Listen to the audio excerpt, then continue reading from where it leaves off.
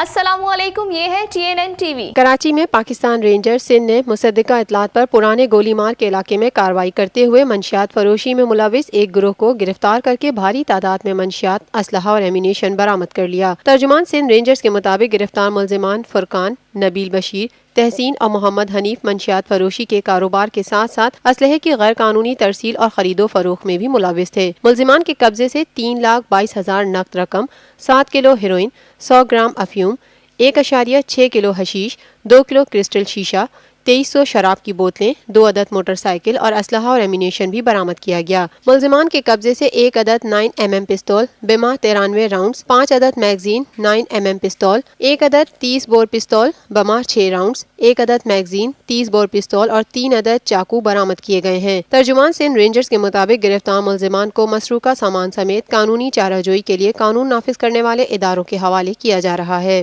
دیکھتے رہیے تازہ ترین خبریں اور exclusive reports. Lotus Lake Towers, a groundbreaking endeavor by Lotus Properties.